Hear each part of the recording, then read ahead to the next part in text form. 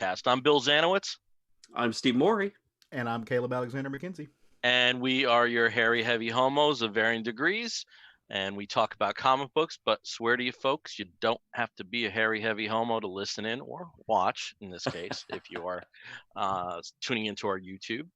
And we don't have any guests this week. We don't even have all the hosts this week because Brian has had a prior commitment. But we do have the three of us, and we do have news about comics and our opinions about some recent comics. So I'm going to throw it over to Steve because he just reminded me of some actually two big news pieces that came out this week. So why don't you get things started with Steve with whatever one you want to start with. Well, near and dear to our heart, of course, is the CW Arrowverse, which I think right now, I don't know how long we can call it the Arrowverse because there's no Green Arrow currently. But the biggest news that came out is that Ruby Rose is or has left Batwoman. And this is so far unheard of in the CW, in Arrowverse shows, where the main actor, the lead actor, actually leaves the show. We've had a lot of sort of, secondary characters, including some major secondary characters, leave the series, after the first, second, sometimes third season. They don't shy away from that, but this is the first time that the main lead has left, and not for story reasons. That is actually the actor herself who decided, and it seems like there was a lot of discussion with the producers as well, that it would be better for her to leave the show. But the show will be going on. They've just are going to have to cast a new lead as Kate Kane. So, I mean, this is just something that was completely unexpected. I have been watching the show. I've been really enjoying the show. Ruby Rose, I think in the first couple episodes, was clearly sort of getting into the role, but every single one of the Arrowverse leads on their shows have kind of had that happen, except for Legends of Tomorrow, where that had the benefit of all of the characters pretty much already having been in either the Flash or the Arrow for a couple seasons. And so they kind of, had a rhythm, had a way of working with the producers and the directors, and the cast and crew kind of knew each other before that. But Barry Allen for the first couple episodes, it was okay, and Stephen Amell kind of went a little bit too, I'm Batman, I mean Green Arrow, I mean Arrow, I mean the Hood, for the first couple episodes. But Ruby Rose, I think, had gotten into a good rhythm. Everybody seemed to be really getting into their characters and really working well together. So it was kind of a surprise. Anyway, that's how I feel about it. Yeah. What about you guys? Well, I think it's early enough in the game, considering that all the Arrowverse shows at this point, apart from Batwoman, have run at least 5 seasons. Yeah. That I do think it's early enough in the game that a cast change is not fatal. Yeah. I think the analysis, though, should be more on the juicier, gossipy stuff than the characterization issue, though. Yeah. It's no secret that Stephen Amell, and he said it himself, was a little bit too intense in some of the early seasons on that. And but apart from that, the CW shows have, within the industry, have reputations of being, fairly fun sets to be part of. Yeah. So when you do have, if that wasn't the case, if this was like an insular situation, we may not have seen that move. Mm-hmm. But I like now that we are a couple days away from the announcement, some gossipy stories are starting to come out, and it just sounded like, plain and simple, it just wasn't a good match of actress and runners particularly. I also think that the sets being already built, I mean, this honestly is a factor sometimes in shows. Batman was not renewed for a 4th season in the 60s because the sets had been destroyed. If that had not taken place, 2 days before NBC said yes, it would have had at least a fourth season on NBC. So that's a huge expense for certain series. Though you can tell that they are reusing some Arkham sets pieces when they do have Batwoman's own version of Arkham. And I also think Supergirl was a factor because Supergirl is not returning next year until mid-season because of Melissa Benoist's pregnancy. And with the planned Batman, Superman, and Lois combo there, I don't think they could backtrack. That it occurred 2 days after the virtual upfronts. Yeah. To me, that says this was in the making for quite some time. I think Batwoman did benefit from having 20 of the 22 planned episodes in the can before filming ceased. You can tell particularly with Supergirl of how rushed that last episode was in getting the pain points out in terms of some kind of cliffhanger for the following year. Legends did finish their 16 episodes though, so Legends, we do have a full season for them. I liked her performance. I don't think it was one for the ages. The thing is, you have to look at certain performances. Like, I think in the case of Melissa Benoist now, I can't see anybody else in that part in that particular show. I can see at least 7 other actresses that I know in Batwoman in that role. And again, sometimes it is the mask. Sometimes that is a factor. Well, and watching Ruby Rose, she never looked like she felt comfortable in that suit. Yeah. If you watch her in other shows that she's been a part of, it's always been honestly Ruby Rose playing Ruby Rose in whatever show that she's in. And this one, she actually did try to I felt like she was trying to embody the character, but she never felt comfortable, at least in the suit to me. Now, when she was just being Kane, then she was she was kind of spot on. But when you put the mask on, when she put on the suit, and especially with the wig, there was something always a little uncomfortable in her body language. It felt like, and some of that's just the weight of the costume. Well, and also she had that injury. I was going to say the broken back. Like there's she literally, if I'm not mistaken, broke her back or fractured her back. Like 2 vertebrae. I don't think it was a break, but there was it was a substantial injury. That ceased production for I think 3 weeks. And that's a pretty demanding role, and that just the weight of that suit alone. As somebody who's got a neck injury, I fractured my neck in my early 20s. Like that stuff stays with you. Yeah. Oh no. When I was a teenager, I used to really be into BMX, and I screwed up on a ramp jump and fell on my back and broke my collarbone. And to this day, there's certain things like bowling where you just feel it again. Yeah, so I know that feeling. Like there's certain breaks and certain injuries that there is something about them that stay with you. And she was also very forthcoming in the statement that she's never carried a show before. Yeah, she was the first. And some people aren't suited for that. Yeah, sure, but she was a big get because she was coming from the film world. With the exception of Orange is the New Black. At this point in time, Steve, I do think that prestige television is a bigger get than films. True, in certain circumstances.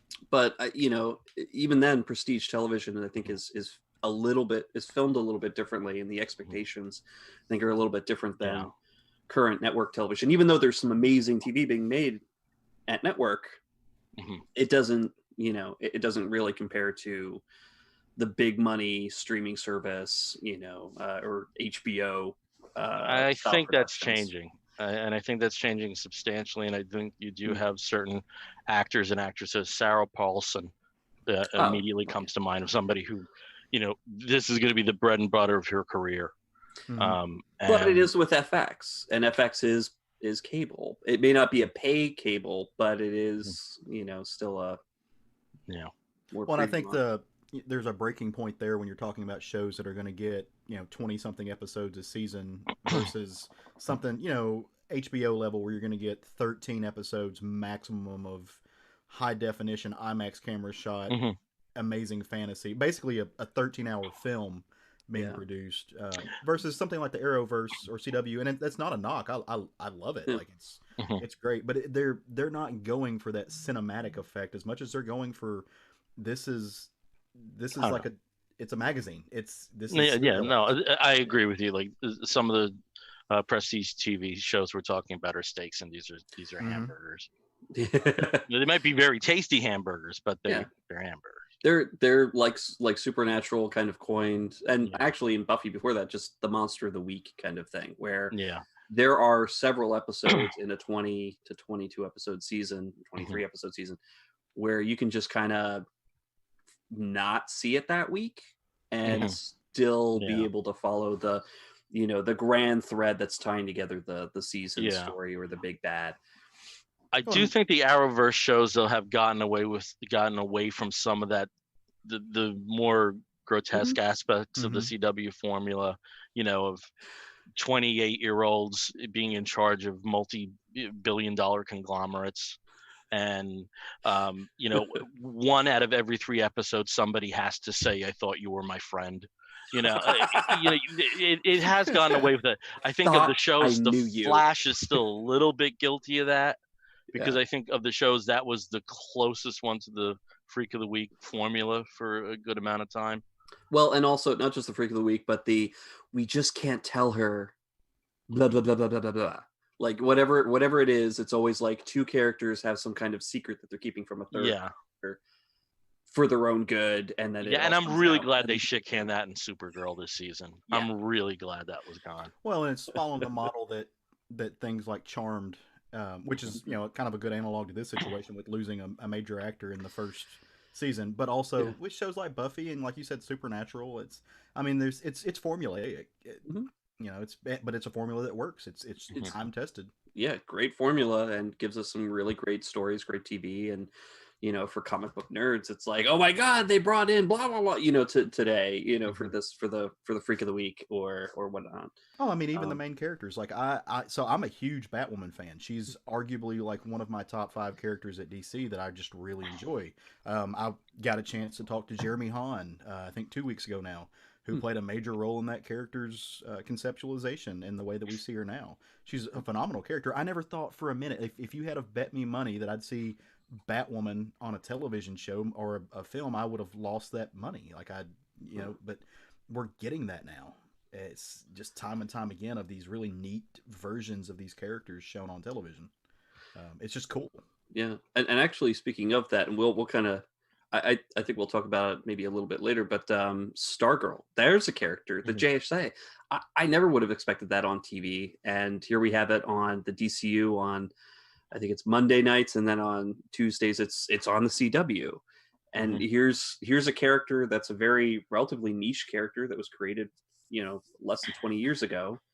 Now the subject of a major show, and the JSA, which has been around for 80 years, almost 80 years. Getting there, 41. Yeah. Yeah. Finally getting a little bit more play. Now, obviously, it's shown up in Smallville. You've had characters sort of pop here and there in Arrow and Legends, but I think this is just really cool that she gets a. Yeah, I so wanted to like it more than I did. The pilot, I really did. I felt from an acting standpoint, everything looked like a first take. That what threw me, because it just didn't gel. There was a lot of distance between actors, almost to the point where I think like I would have bought it if you told me they reshot it with another performer, and they just had the splits. I mean, there was just filmed it all with Eric Stoltz. That wasn't on her shoulders or Owen Wilson or anyone else. It was across the board, and that's the fault of directors and showrunners. I don't think I actually realized that Owen Wilson was in this. Yes, he's Wilson. Pat. He's Stripe. Luke Wilson. I'm sorry, the other Wilson. The other Wilson. The Wilson I like. Yeah. Yeah, the cute one. No. Yes, yeah, the one who's not Wildcat. That.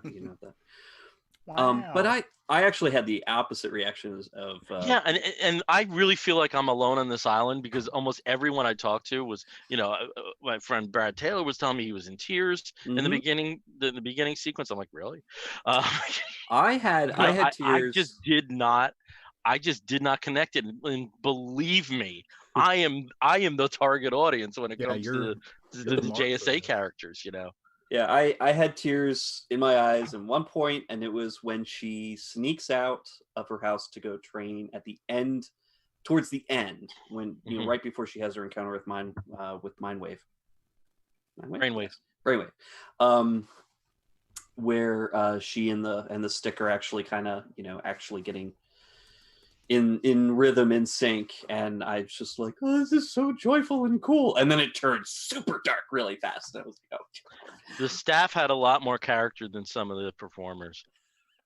It honestly did. It honestly did. More than Amy Smart, unfortunately, and I love Amy Smart, and I'm hoping that in future episodes they give her a lot more to do, because I don't want her wasted. She is a great presence on screen, and Yeah, she but didn't get much time. pilots are remarkably hard to pull off. Yeah, And sometimes it's your pinnacle, and then other times I mean, my favorite is the Rockford Files.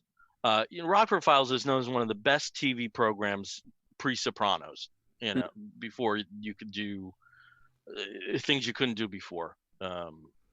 And the first season is god awful. The first season they don't have their footing at all. oh, But you also have shows like in the early 1990, early not 90, I guess 90 91 season, so I've been late 90. There was a show that Stephen Bochco put out called Cop Rock, which was a musical series with songs from Randy Newman. yeah. And the pilot was fantastic, and then after that there was just nothing there. So pilots are tough, because they're selling the show more than anything. They're selling the show, and that's a hard row. And then sometimes there's elements that, like the Flash pilot, just going back to the Arrowverse. Mm-hmm. The Flash pilot was pretty well put together, but Grant Gustin and Candice Patton have no chemistry whatsoever in that pilot. Thank God it did, because I do think that's one of the strongest parts of the Flash now. Well, they're such a great duo on screen now, for sure. Yeah. I mean, like having either one of those those actors, period, but also the characters, like not having them around just seems weird, But yeah, at the beginning it was just sort of like, I've had a huge crush on you for the past 20 years, and it's like, really? Of course, it didn't help that the backdoor pilot for Flash had him flirting massively with everybody's favorite Felicity. So I don't know. But yeah, I think that they were very successful in this pilot, and we'll have to see what episode 2 brings. And hopefully, Bill, it'll I hope so. tie up certain things that are not working in the first episode, but they have a lot of terrain to cover, and there may be a situation where decompression can come in and things can take a little more time to gel. I mean, obviously we're seeing the new Justice Society members in some form already. There's still a lot of mysteries about this town. So Nebraska. So you have that unveiling to happen there. So and it's also refreshing, I do have to say, from at least the DC Universe standpoint, of a show that actually can air on TV, on the terrestrial TV without substantial cuts. Which is nice. Titans and Doom Patrol would be impossible. Swamp Thing, you get rid of the gore, it's going to work. Which they are going to be showing on CW this summer. Fall. It's going to be in the fall. fall. That's right, the fall. Yeah.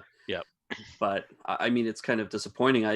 I really want it to have a good showing on CW, but it's kind of like, if it does, what does that mean? They've already, speaking of sets, they've already struck them. They're, Also, that James Robinson is part of the writers' rooms gives me a lot of hope.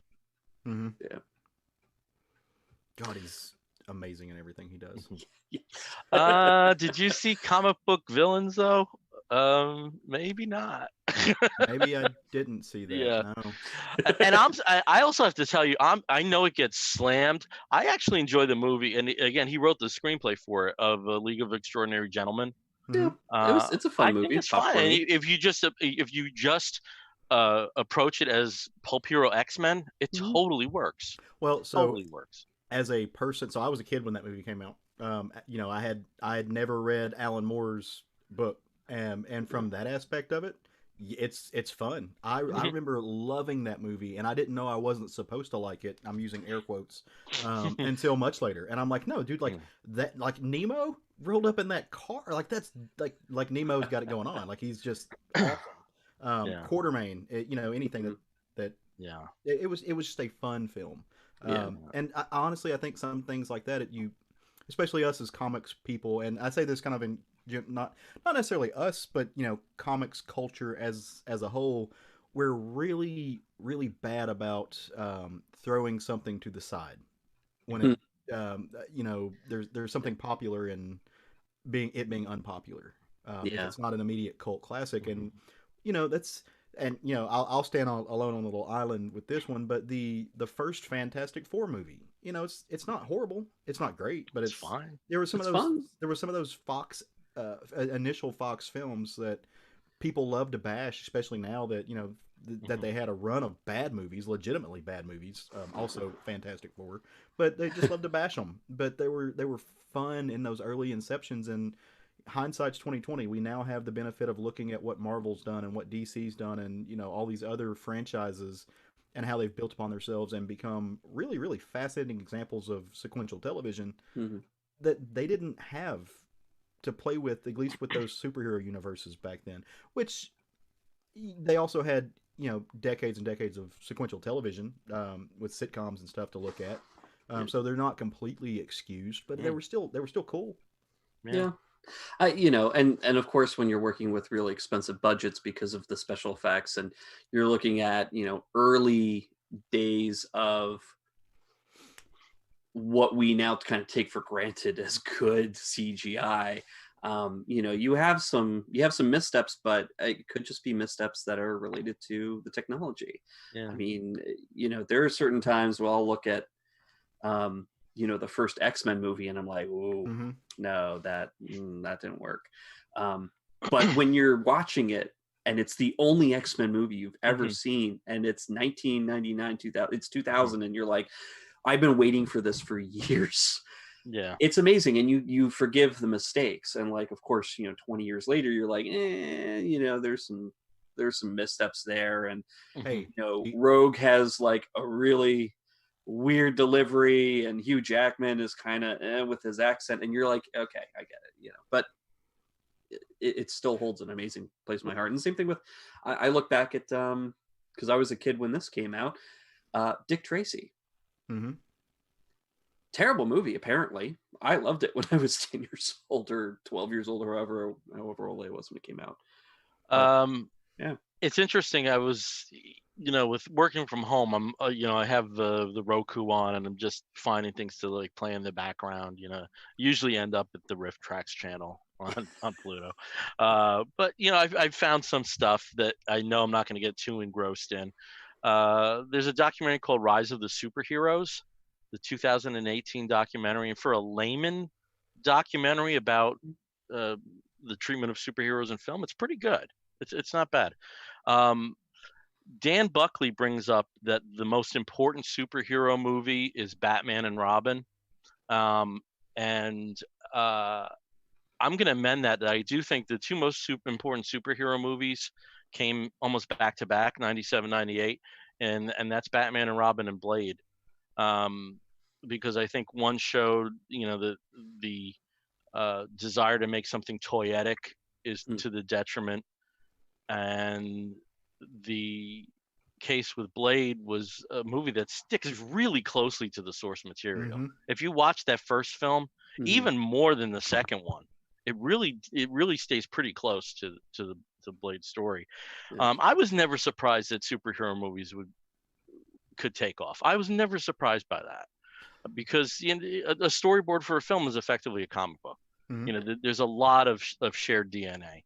But I do think if you look at those two films of what not to do and what to do, and in the case of the film of what to do, that you on a very small budget it can snowball into something far more ambitious. I think there's a lot to be said for that. Well, and with Blade, I think they figured out what works so well is that you're not making a superhero. And Blade maybe is a bad example because Blade's an anti-hero, right? Like he's not a superhero. But even setting that aside, Blade is not a superhero movie. Blade's a horror movie. Blade's a movie about a monster hunter. And they shot it as a horror movie. I mean, that first scene where he walks into the shower scene where it just rains blood, like that is an amazing piece of cinematic history. Yes. And number one, because I was a goth kid and that was like that was what I wanted in my life. But also because they were making it a really cyberpunk, right? And maybe saying superhero movie, I probably should say comic book movie. Yeah. Well, and also with that though, if you watch it, it's like there's some parts where it's like whoa, but I do think The Crow also had really fits into that and the mold that you're talking about as well, Caleb. Yeah, well, because it's The Crow's a love story, and they shot it like a love story. Yeah, and I think it's those moments when you look back before the 2000s, where I think the movies have the most staying power and the most effect on the audience and stick with us, and stick with fans and comic fans and even movie fans.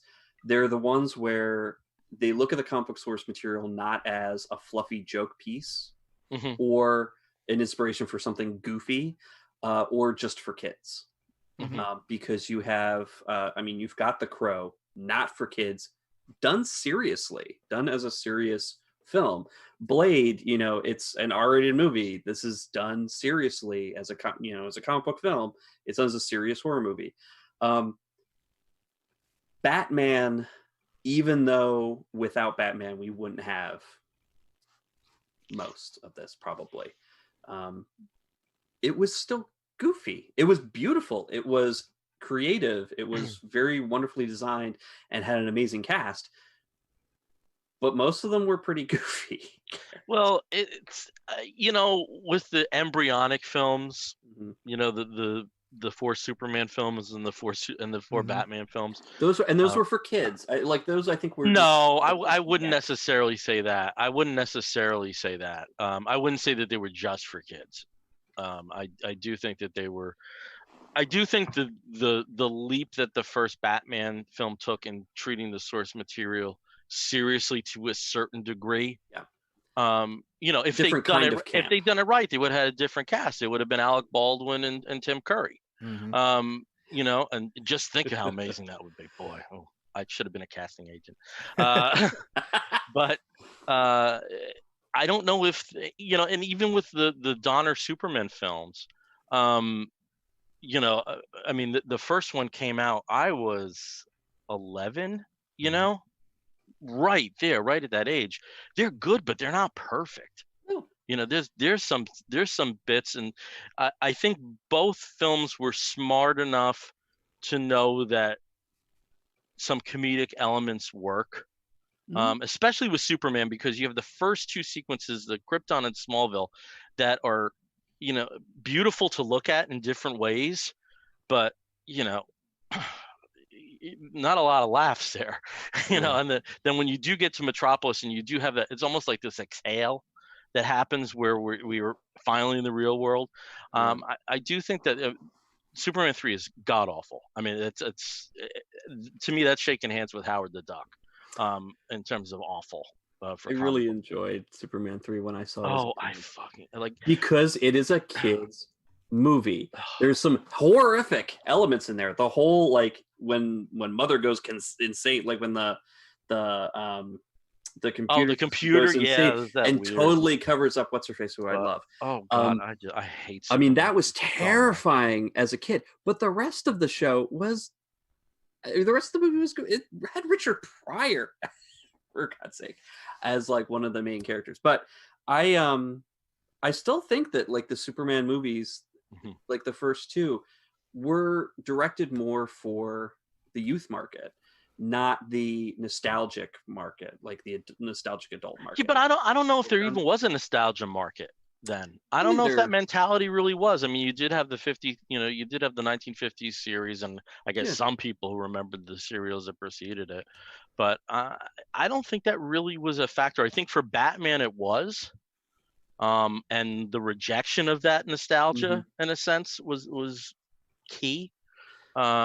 But for Superman, it almost seems like the nostalgia that was going for was not necessarily Superman himself, but a simpler American time. Especially coming up, and it's interesting to see because Star Wars has that that rep of we're getting over Vietnam, we're ready to have fun again. I really wonder if there was no Star Wars, the kind of discussion we would be having about Superman. Because it taps into a lot of the same taps into a lot of those same ideals, but it also is more relatable because it is an American story. I've always wondered like what things would have been like would we be talking about Superman in the way that Star Wars is discussed? So because again, that whole getting over Vietnam thing and having fun again, which also went in other directions like disco and cocaine. But cocaine's a retro drug, man. They were really into Grease that. That Grease was such a big hit, I think, is part of it. I don't know. I just we can never read. Maybe if we were part of the Legends, we could take George Lucas out of the mix, and just see what happened, and then pop him back in.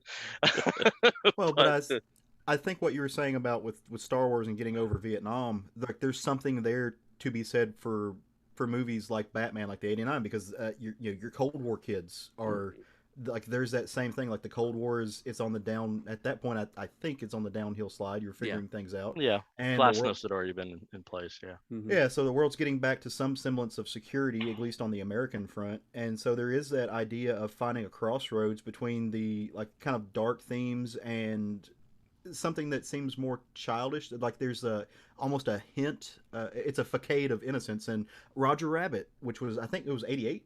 That plays that plays into that as well. Like you're trying to find some bit of levity in these childish aspects while making it for adults, or at least translatable to adults, where an adult audience can experience that and just kind of take a deep breath and just let it slide off your shoulders for a little bit. I think you see some of that now with some of the movies that are coming out. Now that we're getting a little bit done with the Middle East, my generation spent 18 years at war, and so I think you're seeing a lot of that with some of the and it's not even necessarily films that are being geared towards adults. Look at Shrek. And that's not. I'm not talking about the quality of Shrek or anything, but Shrek is kind of in that same mold where it's childish. But it's not necessarily for kids. No. There are very adult themes in there. It goes in some very dark places. And now we're seeing some of the same stuff with our legacy characters that are based in comic books coming out, which are doing kind of that same thing. But and I think that's true for anything that's going to have a sense of levity or comedy. I mean, like What We Do in the Shadows, which is a show that y'all really, really, really enjoy, or The Office and things like. I keep watching these things that people find enjoyment in that are coming out. Well, not The Office because that's oldish now, but these sitcom comedies that people are watching that have. They're both dark and lighthearted at the same time, which is really a hard balance to pull off. Yeah. But I think there is something to be said about the zeitgeist that these things are created in when they're all on these major threats, on the downhill slope of these major cultural threats. And I think that I totally agree with that. And I think with the 2000s especially, where you had a lot of things happening, not just with film technology, but also older generations of directors that we had been worshiping in the 80s through the 90s a little bit. We're giving way to new filmmakers and new styles of filmmaking that could still be blockbusters. I mean, when The Matrix hit, I mean, that was an independent film basically. It was a definitely using technology that they hadn't really, or that they had used, but not to the great effect that they did in that Well, film. it created, like, the Matrix created technology. Yeah. That film changed the way a lot of action movies are just done.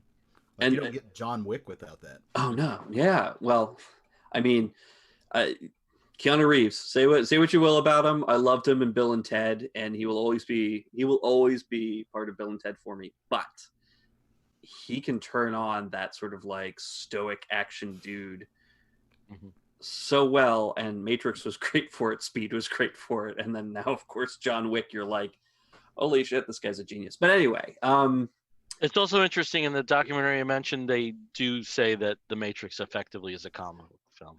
it is. It's because of the Wachowskis' knowledge, and they did cite a lot of the influences, and sometimes it can be subtle. Like I'm thinking of the very ends of Wanted, and there's no way that sequence could exist without the Matrix, and it's a very different film. It's a very, very different film. Well, and even looking at the Raimi Spider-Man trilogy, I mean, like that was a film that could be enjoyed by, or those films could be enjoyed by both adults and kids, because they had that little bit of innocence in there as well, but also a very deep core of darkness. But that's just how Raimi plays. He can understand sort of like the humor and the inherent absurdity, and then he can also get the. I don't see the Raimi Spider-Man films as particularly dark. They're, no, seriously, I just don't. I mean, obviously they've got some hamminess that goes with it, but there's some darkness in there too. I mean, and it's some of it maybe just my some of it might be my because sometimes with films that I don't adore, and I didn't really adore the Spider-Man, the Raimi films. I think they were fun, but it seems like my memories are more of color palette than of there were some problems, like Kristen Dunst always looked like she was asleep. I mean, maybe she was. Maybe she was. Yeah. Wake up, Kristen. We got a take to do. Yeah. If it's a film I don't absolutely adore, sometimes I usually remember more the color palette of the film. I mean, and anything else. They're not great films, but they were blockbusters when they were out. I mean, they were like the highest grossing films of whatever year they were premiering in. So it's like, they did have an impact, and they did have a very interesting take. But would Sam Raimi have been tapped to do a Spider-Man? Yeah, and I think there's also a big argument that you don't get to the MCU vibe without those films. Yeah. Oh, for sure. Yeah, I think that's definitely an argument can be made. So speaking of things that should be light and fluffy but are way too dark, while we're on that topic, so the news broke this week that I think actually yesterday, they are actually releasing the Snyder. I'm again air quotes the Snyder cut, because I don't think this is the same thing that people were asking for the entire time. But they are going to release the director's cut of Zack Snyder's Justice League. There's too many Snyders doing DC things. We need to. There's a moratorium on that from here on out. I would definitely prefer to see Scott Snyder's Justice League than Zack Snyder's Justice League. So look, here's my thoughts on that, and I'm curious to know what you guys think about it. I genuinely don't care that it's getting released. There are director's cuts of all kinds of films that I've enjoyed. That I watched the original, thought it was lackluster. A director's cut came out. I think it's watchable. It's wonderful. It adds something. It adds something to it, to the experience of watching it. No, I don't really care that they're coming out with that. And I may or may not see it. I haven't. It just depends on what I'm doing on a random Tuesday. That being said, I really am one of those people that's like, this is doing nothing but placating just the worst parts of the fandom, like these wine bags that get online and just they go insane. Like there is an expectation and an ownership over something that's not theirs, and like I wonder if we're not going to see more and more of that. The same thing with the Star Wars fans, and the same thing with the Doctor Who fans that were upset that a woman was going to be playing the Doctor. Like there's this small internet cult of personality that just really, and on some level, the Comicsgate douchebags. Yeah. Well, my feeling with that is it's a little more complex than that. Whether they created the terrain for it or not, there is a commercial viability at this point. Yeah. You make something legendary enough, and people want it, and sometimes when you get it, it's like, really, Prince's Black Album, like, really, I wanted this.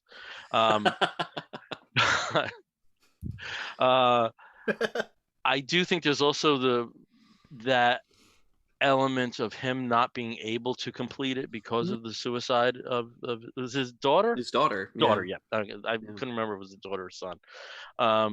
So there is that element which really kind of aligns with the Donner cut of Superman 2 finally being released. And again, it's not necessarily a director's cut. I mean, what's the budget? It's giving it 20 million. 20 million. To budget. So that's a film. That's not that's not a director's version. But I do think there's no way that Warner's wouldn't have moved on this if there wasn't commercial viability. And I think coupled with that, I mean, yes, I do think that, and honestly, and this is my God's honest truth, these are just people bitch. They probably have seen 300 and Batman and Superman, and that's it. You watch Sucker Punch, and you're like, yeah, I don't know, it's tough, man. I'm not going to say anything about Sucker Punch because the people make fun of me. Yeah, and I'll continue to. I do think that there's not a lot of genuine interest in certain circles that are pushing for it. It's just something to complain about. So I think if you divorce it, but for whatever reasons, it's just, all these things kind of lined up that there is a commercial viability. The one thing that gives me hope about it is the director's cut of Batman versus Superman is far superior to the theatrical release. There are things that finally make sense, that were like throwaway lines, or, a character that has 6 lines, and in that version, they're far more important. It ain't Citizen Kane, but it's much, there's much more to the story that you didn't get because of the restrictions of the 2 hour and 25-minute blockbuster time. Time that most films seem to need to operate under. I agree. Batman v Superman, the director's cut, the extended cut, makes that extra 30 minutes. I think it was like a full 30 minutes. Fills in so many of those gaps that you may not have even noticed originally because they cut out whatever was the subject of that, but it helps the flow of the movie so much. And that kind of gives me a little bit of hope here for Snyder's version of this, because when you take a director that's got his vision, however that vision might be, it might be absolute shit. We might see this new ending, where there's there's Darkseid, there's whatever, where it's shitty, where it's disappointing. We don't know. I mean, this could be a horrible disappointment. But you take a director like Zack Snyder and you replace him at a pivotal moment in the production of a film with somebody like Joss Whedon, who has a very different aesthetic, very different way of approaching things, and definitely had to, as an auteur, put his stamp on it. It felt kind of like a disjointed film. Like, I dig that they're friends, though. Oh yeah, no. Yeah, I wouldn't say that. I dig that they're friends. Because that would be a kind of situation where if it's in the hands of somebody that you don't have, an affinity for or relationship for, like that would drive me nuts. No, I mean, that would drive me nuts. Yeah, I don't think anything. Looking at this movie, what got released in theaters, I did not hate this film. But you do see I don't hate the difference in how it was handled, and not because one director came in and said let fuck all this other stuff, like we're not going to go with it, we're going to make something that's more like Avengers or whatever. It didn't. That's not what it felt like to me. But I think that if we see the way that Snyder wanted to show this, good, bad, or boring, I mean, it doesn't matter. It'd be something different to see. I'm curious about it. I am not the kind of person who would have been beating down some executive's door or using it as some weird banner for my anti-woman, anti-diversity crusade. It just seems kind of strange that it got picked up by the Comicsgate group. But Well, and that's in the shadow of Wonder Woman yeah, being such a success. Wonder Woman did amazing, and Justice League didn't, and that was where some of that animosity comes from. And like I said, I don't begrudge that it's coming out, except in the shadow of, I think it placates, it gives some energy to this idea of fan entitlement. And I'd say, like, I do 2 podcasts.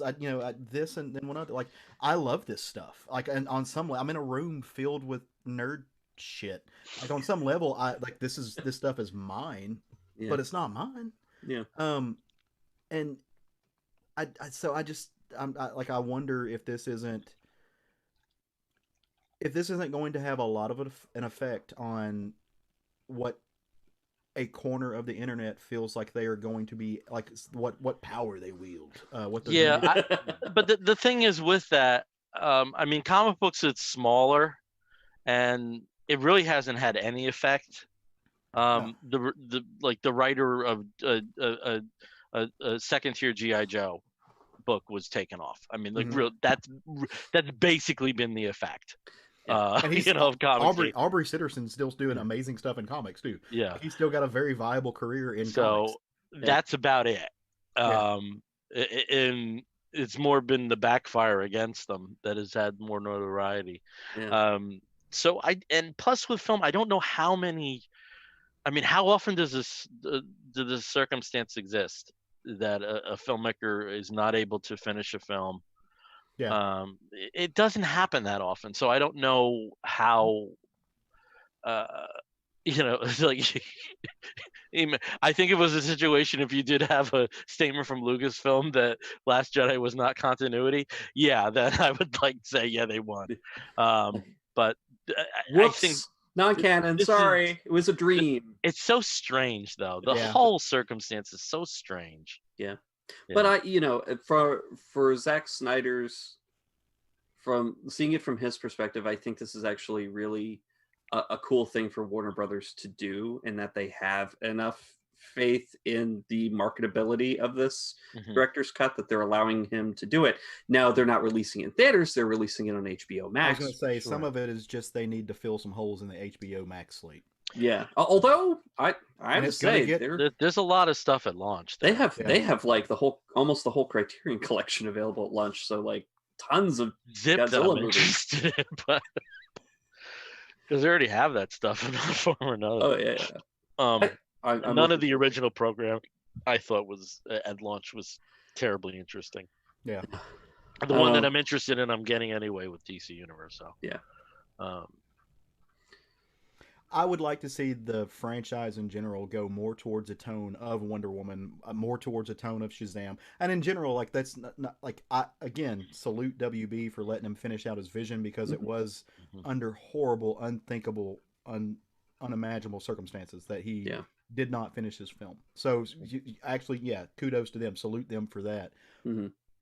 But I still think he's the wrong director to lead the flagship. Oh, he never was the right one. Yeah, he never was. He never was right for this. And that's why, all the other baggage aside, I don't see why they're hanging their hat on that instead of going in the direction that's proven to work on some level. Like, why are you? There's things I'll never understand, like Jeff Loeb. With his position in TV, there isn't a single show Jeff Loeb has been associated with that hasn't gone ridiculously over budget. And speaking of, Agents of S.H.I.E.L.D. actually comes out. The last season starts next week. Yeah. And we get all the episodes because that was filmed in 2018. Yes. So we got all of those. I don't acknowledge anything that Loeb does that doesn't have Tim Sale with it. They're one person to me. See, so. I have such a complicated thing with Loeb because I love him with McGinnis. I love the way he structures the stories of being a first person voice of the lead character. But I do think to me, it's more like I just don't find him appealing as a human being. Mm. And I know, the whole thing with his son passing away, and of course, there's the humanization there. But in interviews, I've seen him just a rich kid's entitlement to marquee characters that, it's not always going to be there for you. Just ask John Byrne. Yeah. So he just turns me off. Because that's what he is. He's a rich kid. Is he a Richie? But I find it frustrating though, because I love his comic book work. I mean, Superman, Batman. Oh my God, those stories were so good. Superman for all seasons. I don't know. I kind of liked, but also he has like some hatred for Nightwing. I don't understand it. And his to me, that's just too perfect. So yeah, I don't. Let's not talk about Jeff Loeb. Jesus Christ. And you guys are lying to me. You can totally see the herpy lip there. I can't, but I'm also looking at a very small thing. But okay, yeah. No, you want to tell the story about that? Yeah, I'll tell the story. The herpy lip. My domestic partner, he did a bait and switch on me, and he gave me soup, but the soup was really hot, but the bowl wasn't, and I burned the shit out of my lip. And it looks like a herpes. And it really fucking hurts. I think 75% of the adult population on this planet has herpes. What percentage? 75%. No. Mm-hmm. Is that split between the simplexes or? Yeah. Yeah, I believe so. Like most people don't have, like many things don't have any outward symptoms. So how did we get here? Yeah. Yes. Well, because I was moving and I saw my lip, and then I said you had to bring up the burn. Yeah. But to be honest, guys, I think we've covered like the three items that I was like in the order that I put them down. The other thing I wanted to mention was something that Caleb said earlier about TV. And now that I'm thinking about it, the first shared universe with viability was Norman Lear's. Norman Lear. All in the Family, Jefferson's, Good Times, Right. Maude. Those are all within the same. And that's the first time I think a shared universe worked on in a visual medium. I mean, books, it's always been there, Burroughs or whatever. But wow. Trivia. Norman Lear that's good for trivia right there. Yeah. Oh, and then Stephen Bochco, of course, with Hill Street Blues, and God, what was the St. Elmo's Fire, and and Elsewhere. And St. Elsewhere. St. Elmo's Fire. St. Elmo's Fire. Not that movie. No, St. Elsewhere, and there was a couple other shows too that all tied in apparently to the poor autistic child's version, dream world that they revealed at the end. Yeah. All right. But yeah, cool. Well, do we want to talk about our books? See, isn't Steve getting bossy? He is. Look at him. Look at him. Because folks, if you're not aware of this, and there's no reason you would be, Steve is running the YouTube because Brian isn't here tonight, and he was running the YouTube, and he's getting a little power mad here. So, well, Steve, tell us what we're gonna do then. Well, because Bill said that, if it's all going wrong and you're all seeing nothing but gibberish on the YouTube stream, then you can blame me as well. Nope, I've checked; it's working. Yay! Yeah, so we wanted to talk about a couple of things that we had been reading this week, and again, for the most part, there haven't been a lot of new books. However, I know that there were a couple more DC releases this past Wednesday, so that's pretty awesome. Unfortunately, I didn't get out to the store to get them, so I don't know if anybody else here did. Still waiting for DCBS. There you go. Ooh. But it is now that you have the Deceased. I mean, I got to give them props for that Deceased digital series. Nobody knew about that. They kept that under wraps. They kept that. I mean, I think the only thing prior to that I think they were so good at keeping under wraps in the industry was Die Die Die. Mm-hmm. Which I love Die Die Die. So, But no, I mean, after the other announcements of Yeah. a couple series like Supergirl and Terrific sort of finishing their run digitally, Mhm. like that just felt like they were being Yeah. downgraded. But here's a But deceased that it's just also kind of came out of nowhere. it's also not exclusive to DC, because you do have Spider-Woman and a Mhm. lot of the miniseries like Ant-Man and Yeah. The top, Avengers of the Wasteland. Yeah. yeah, the bottom 9 books are getting wrapped up Mhm. digitally, which makes sense. You're Yeah. cutting your monetary Yeah. Losses. losses. So I guess that means 2024 Works number 3. That's gonna be the way I'm gonna have to get. But I wanted a full collection of floppies, I damn it. do for a 3-issue series, and there's 2 that Yeah. are that I do. That I would like a physical copy. He's I just mean, gonna look at those and be like, "You're dead to me." well, I mean, that's how I feel about several image series from like the mid 2010s. I'm like, I got the first 2 issues. Where's the rest? Never again seen. It's not or happening. or like 19 months later. Yeah. But well, hey, who wanted to go first? Who wanted to talk about the book? that Steve, they you have always read go this week? first, so keep it up. Ugh, well, because you. That's okay. All right. Anyway, okay. So what I read this week was Trish Trash, Roller Girl of Mars, the complete edition, by Jessica Abel. This collected volume takes all 3 of the trades that she had put out of Trish Trash, which is a really, I would say it's an interesting story because it seems so, on the surface, it seems pretty banal. It's about this girl who's a moisture farmer in Mars, or on Mars, and she's really into roller derby because roller derby is a really big deal in Mars in the future. And there's a lot of stuff where she kind of complains where she has to do work, and it sucks, working for this crappy company on Mars, and everything's always dry, and I always have to work all the time, and I'd rather be slamming some girls on the track, not off the track. Interestingly enough, though, Jessica Abel, if you've ever read any of her other work, she does dive into politics and social politics a lot. Mm-hmm.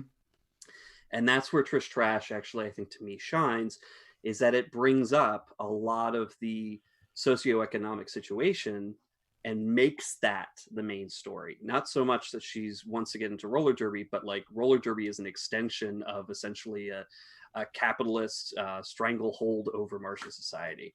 And there's this company that pretty much owns everybody. They talk about indentured servitude as pretty much a way of life.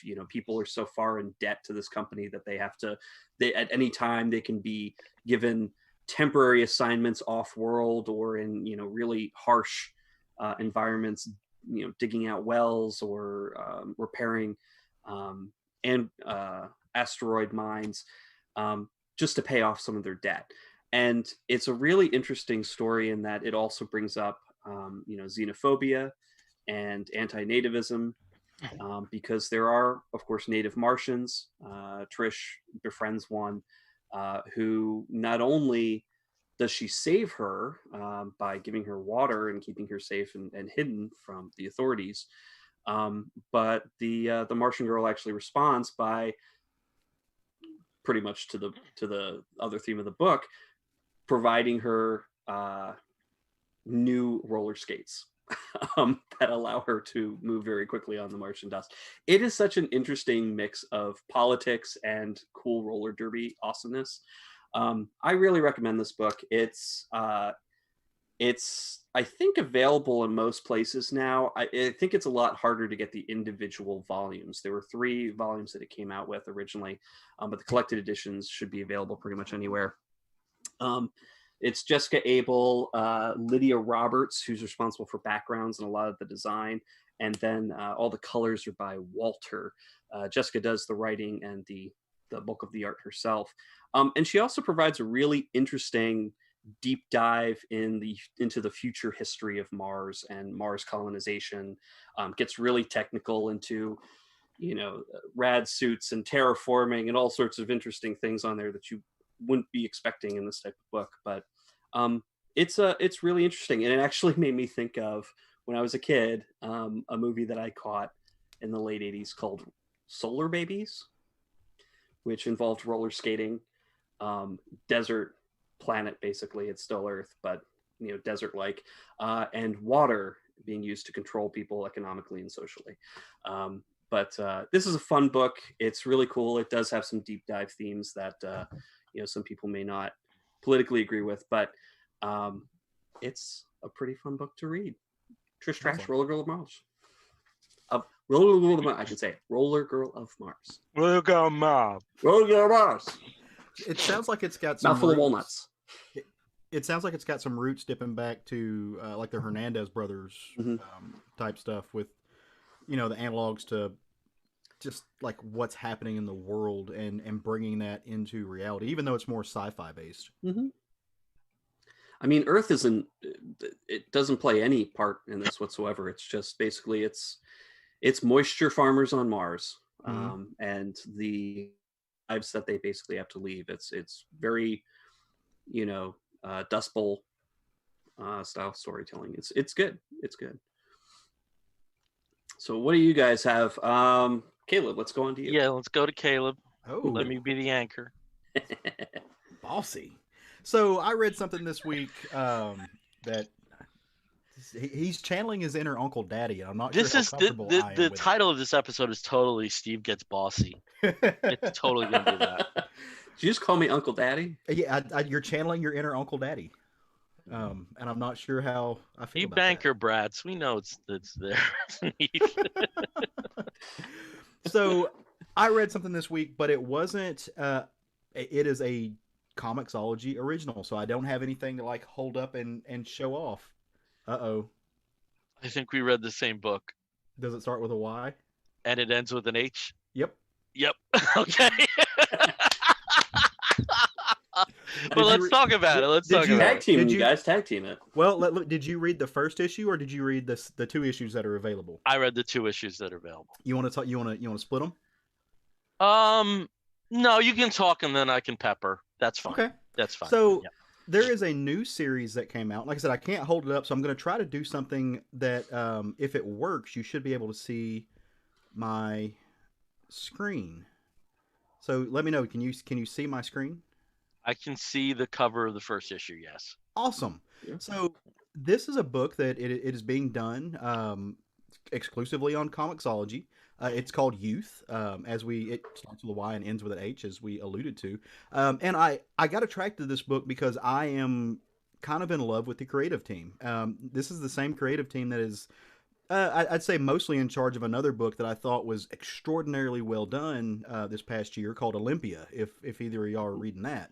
And it's being written by Kurt Pyers, who, like I said, wrote Olympia with his brother Tony.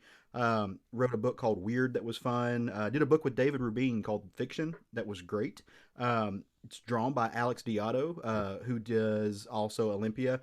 Colors by Dee Cunniffe, who is the colorist on Redneck and Paper Girls, and is being lettered by a guy that I'm a big fan of, and I don't think he gets nearly enough credit in the industry, Mr. Micah Myers. Big fan. Yeah, I love Micah. He's an incredible dude. So I don't think letterists get enough credit in the world. No. And I do want to say that with this particular book, the credits, and you can even see as you're presenting there, that the typeset gives people equal amounts. And I think if there's an argument to be made that in terms of storyteller, adding the colorist and the letterers into the mix, this was a pretty good argument to say, to provide that equal billing. And that needs to become commonplace. I mean, think about most of the time people don't notice letterers until there's something wrong, but the letterists or different. Or different. They are a key player in that book. And so it was good to see this get some love. So what this story is, I've jumped to the first page. The story kind of follows 2 guys, and they're a young pseudo couple. They don't really come out and say what they are, whether they recognize as gay or bi or whatever. They're together, and they're both kind of young dudes who aren't really fitting in the world. Things aren't working for them. They don't have a lot of prospects for upward mobility, or Frank he's a young man. He's a young person of color who is working at a fast food joint where he's getting no respect from anybody. He just gets shit on from everybody, from his manager, who somehow thinks that his management position puts him in a higher social ranking than the people that are working for him at a burger and fry joint. Not that there's anything wrong with working at a burger and fry joint. It's just this, the inner office politics kind of rub him the wrong way, as I think they should.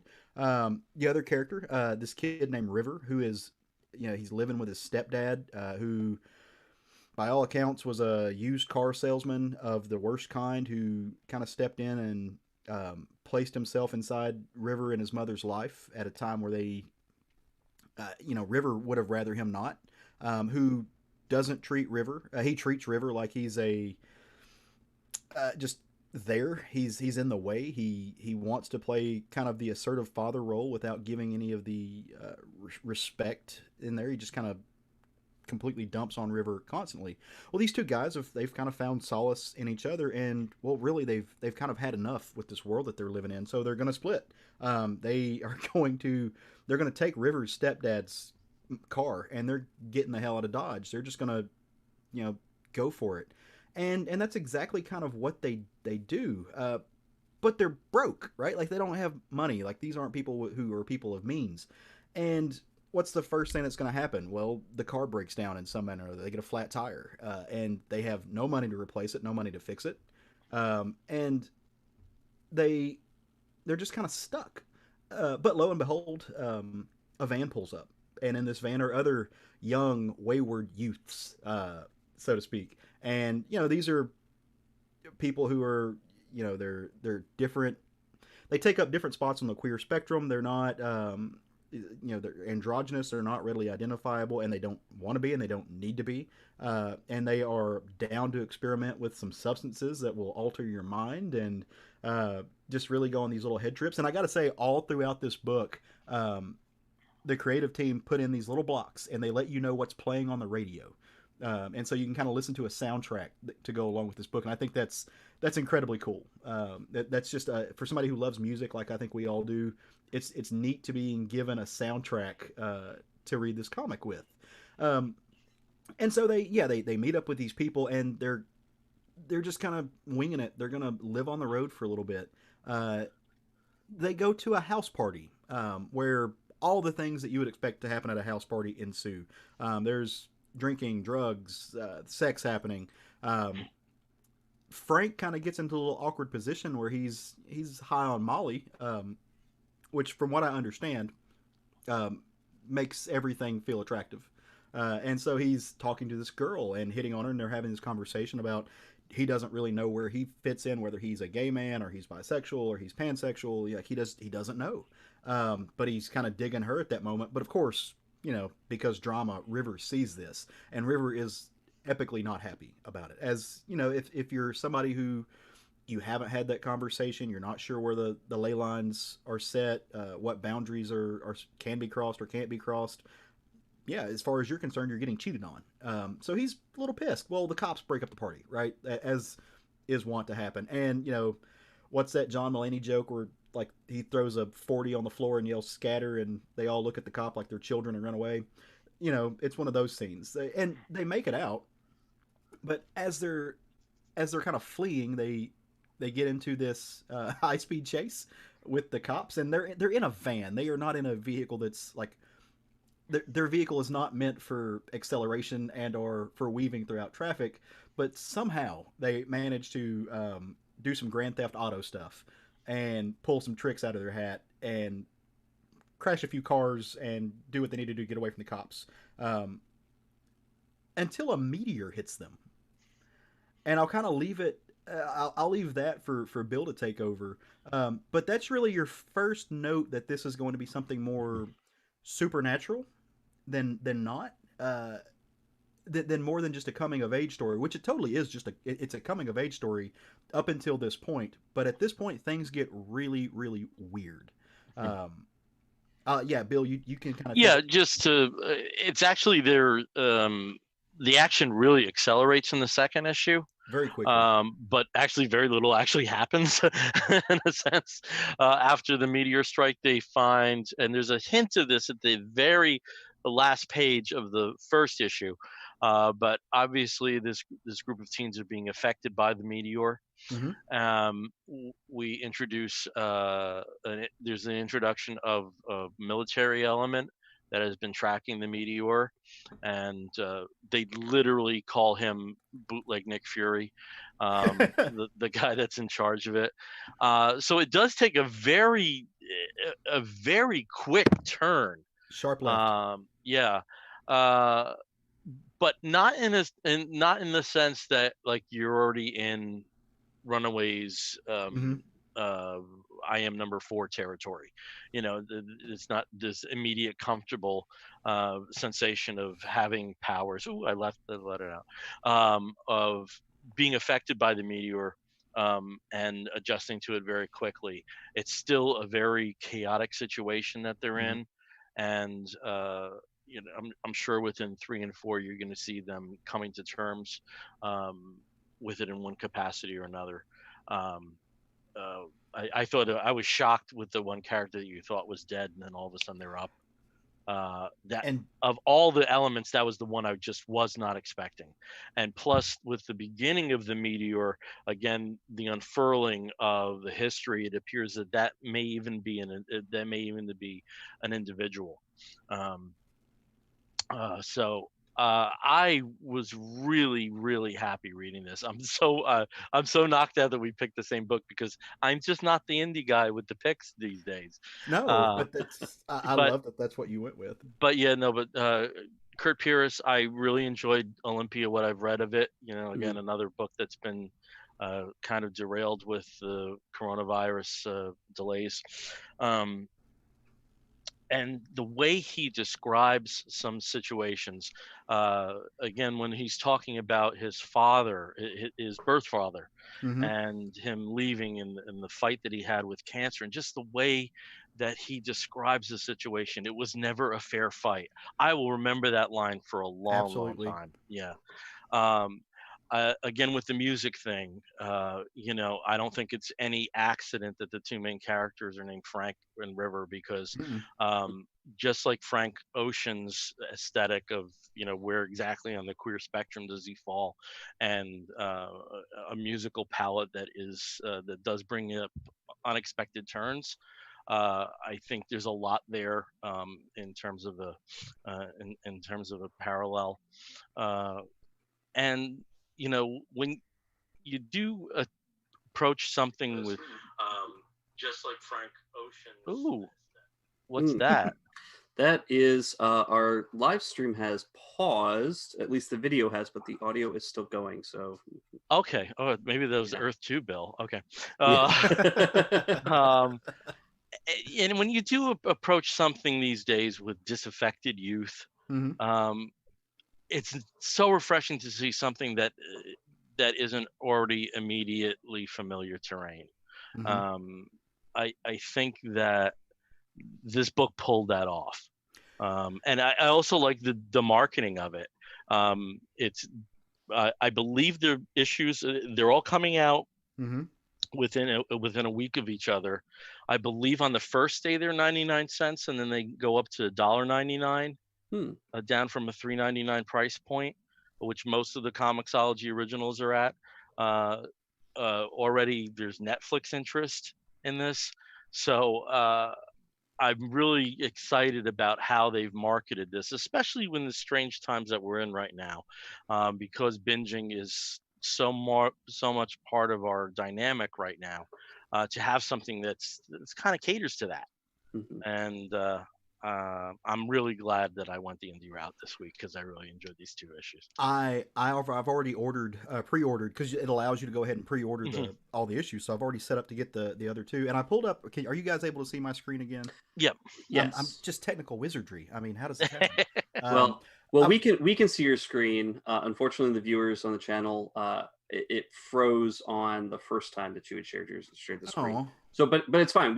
Everybody can still hear us, and it still has youth front and center, issue number 1. So, so I pulled up a page from the and just to show off D. Cunif's colors, because again, we've heaped praise on Micah Myers, but look at like the colors are just so vibrant. It's and you get a little bit of this of the same artwork in Olympia, but there's something to the color palette that D. Cunif brings that just Olympia doesn't have, and Olympia doesn't need to have. That's not a knock. Olympia is a totally where this story is playing with parallels. Olympia plays with a more meta concept, but like what you said about the the music and stuff paralleling, I think it's so neat that that really is where this book's magic shines. That sharp left turn, the whole book is a coming of sexuality story.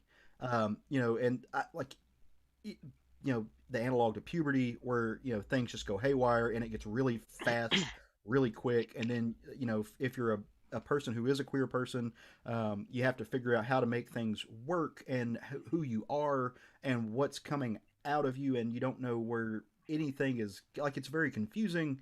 And so like the burgeoning powers that they have is completely a metaphor for burgeoning sexuality, and they're using the queer spectrum as opposed to just kind of the oh, this is a lesbian couple and this is a gay couple, and as somebody who I'm only a gay man, that's kind of what I identify as.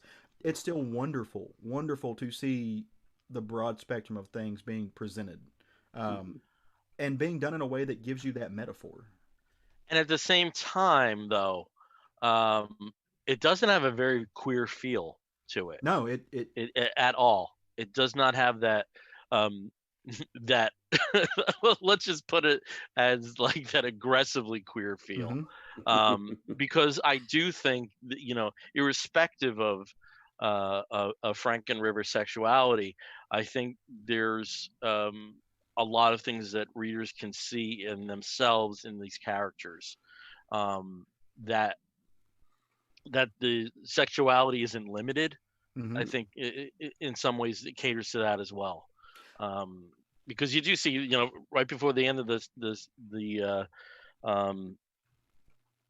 the first issue, Frank gets involved with one of the girls that they just met. Right. And I don't want to put down queer books, and I feel like I'm doing that a little bit, but it doesn't have that Lambda award-winning feel. It's a much more universal feel to me. So I was having, and shameless plug. So we had Justin Jordan on Southern Fried Geekery this past week, but he wrote a book called Spread, and Spread's main character No is a guy who's both Asian and bi, and he put those hints in there, but it's not blatant. Well, the bisexuality is not blatant. And we were having that conversation of the book is not about his, and Justin's a white dude who's a straight white Christian guy, but he doesn't, the book is not about the Asian experience. It's not about the queer experience. And so he didn't put those front and foremost, but there are elements of the life that comes through. And I think that's very similar. I don't know Tony Pyre. I would love to get to know him because I'm reading 2 of his books right now and they're killer. Like I love what he's doing, but I don't know him personally, so I don't know where he fits in on any ideology. But the book is not about the queer experience. It's about a person who is queer in the world, like figuring things out as a youth. I think the title of the book that basically says it. Yeah, 100%. Really. It's not about that queer. The queerness is the subtext, and and the queerness is the realization at this time in life. Yeah.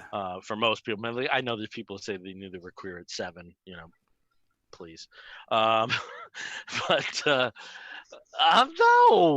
I don't. I believe there is a pre-sexual phase. My partner just scoffed at me.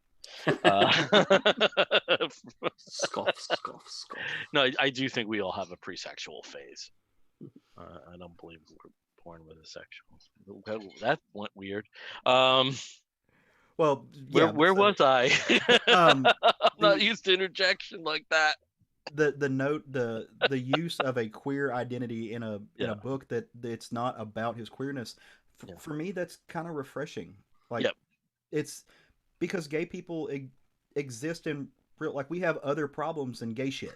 Like Yeah. queer people have other problems than queer shit. Like we have bills that straight people get to pay too. You know, it's and we have these coming of age experiences that deal with just kind of friendships and relationships, and maybe not meteors that hit us and bring us superpowers, which that would have been better. But you know, but it's cool to see queer characters being used Yeah. and to fit into other stories, and I really do love that. We all have been hit with figurative meteors at one point or another. Big facts. Well, I was with an actual meteor, and although I did have superpowers, I lost them, so I can't show you anything. My aunt used to really fuck with me. It was really funny, and she told me one time that I was from another planet, but unlike Superman, I just didn't have any powers. I thought that was pretty neat. So basically, she just called you Superboy Prime. She's like, Yeah, she's like, Superboy yeah, Prime. you're actually from another planet, but you didn't have any powers. Not yet. Do you scream Martha at her and run away? Yeah. Were you the one who sent me that article? Yeah, you sent that Yeah, I article. sent to the all of us article where it's about like WB executive staff all realizes that their mother's names are Martha, and that's why they greenlit the Snyder Cut. Yeah. Yes. Martha. Okay, Right. well, being on East Coast time here, we're getting a little bit late, so we probably should be wrapping up this episode of the Comic Book Bears up. And when we do so, we transition towards the end into a segment we call the Woofs of the Week segment. And that's where we spotlight something, be it a comic book or a film or a charitable initiative, anything under the sun that we think you, fair listener or viewer, may be interested in sampling. Just going to keep keeping on with the order that we've established. So, Steve, what is your Woof of the Week? Well, my Woof of the Week is kind of one I've had before, but now that the season has ended, people can have the chance to go back and rewatch all of season 2 of Dark Side of the Ring, which I'm still working my way through. I'm almost towards. I think I'm actually on the Herb Abrams story now. So, but it's just there's just so much here, and you know, my tangential relationship with pro wrestling when I was a kid, and you know, off and on throughout the past 20 years or so. You know, I knew enough about the big storylines with WWF to E and WCW, and you know, just a bunch of those things. But really getting into the meat of these crazy, you know, the crazy dark side of the ring, you know, behind the kayfabe, behind the characters, behind, you know, the management, and seeing the real story of these wrestlers, you know, these performers, these athletes, and their families and their friends, and you know, just seeing them, characters behind them, being themselves, talking about what it was like to actually be part of this massive, you know, entertainment and sports business, this massive machine, and of course all the, you know, the negative things that come along with that. You know, this season, more so than last season. Last season did have some great stories, but this season, starting off with a bang, starting off with the Chris Benoit story, and you know, that two-parter, and also with having Chris Jericho as the narrator this season. His voice is amazing. He should be doing documentaries. This guy should be doing, like, you know, nature documentaries and stuff like that. His voice is perfect for this kind of television. He's a hell of a singer too. I've heard that. I have not listened to his music, but I've heard that he can sing as well. But you know, just getting to see sort of the true stories and the stories behind the stories has given me a really good perspective on wrestling as a whole. So I highly recommend it. You should be able to get it on demand through Vice or Vice Canada, and I'm sure it'll be available for streaming or for purchase digitally pretty soon. So, Dark Side of the Ring. Okay. I did watch the entire season. Yeah. Finished up the Owen Hart. Oh yeah. It ends on Owen Hart. It ends on the Owen Hart story. It's just yeah. Okay, Caleb, how about you? What's your Woof of the Week? Well, my Woof of the Week goes out to Bossy Steve while I was tag teaming a book with Bill. No, so I have got another Kickstarter. I know that's kind of been my thing here recently. I just enjoy I enjoy what Kickstarter does. So there is an artist that I have gotten to know, and I've actually gotten a commission from him, and his name's Tyrell Cannon. And if you don't know that name, hopefully that will change because he really is one hell of a talent, and he is underappreciated in my opinion. There is no reason he shouldn't be a household comics name because the man is number one. He's a fast artist and he is just really really good. Well, he has got a new sci-fi series called Eris coming out, Eris, coming out via Kickstarter. And Eris is a sci fi action comic exploring violence, consciousness, power, and masculinity. The story is planned to span three 32-page full color issues. It's going to follow a team of superpowered humans on an assassination mission to the edge of the known universe. Each member of this elite unit must wrestle with their role in the power structures of Earth as they are pushed to their mental and physical limits. It just sounds cool. It comes with a nice little pink warning label that says R for restricted for strong graphic violence, pervasive language, drug use, adult themes, nudity, and sexuality. Sounds like a winner. Yeah, I'm all on board with this. Like I said, I love Tyrell. He is a gem of a person. I've gotten to meet him personally, and I've bought some artwork from him. You can, for $5 you get the PDF of the issue. So go check it out. The art looks great. The story sounds fun. I'm all on board. Cool. Okay, cool. My Wolf of the Week is something very conventional. 40 years ago today, 12-year-old me was at the theater in Paramus, New Jersey, specifically the RKO Stanley Warner Quad. It had just become a quad the previous year. And I was with my dad taking me. It was in the seats for the first matinee of The Empire Strikes Back, and I watched it again today. Kind of wrapped up work a little early at 5 p.m. Just put it on. How's it hold up? It holds up very well. I knew every line. Because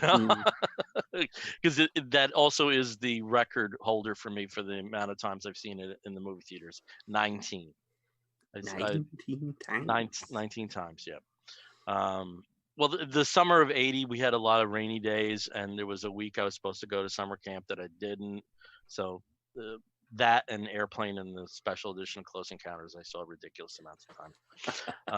And plus, that was I was 13 when the summer hit, so I was allowed to ride my bicycle to the movie. So I had more freedom. Mm-hmm. So, and that's what we did. We spent, and I remember the matinee prices were $2.20. And we just kept seeing it. Mostly me and my friend Tommy Hernopoulos. We just kept seeing Empire Strikes Back. I don't have a Blu-ray copy of it because I'm not a man of unlimited means. So I still have a DVD copy with an absolutely horrendous cover. Oh yeah, that came out with them. So just I'm that there's better versions of the graphics in this.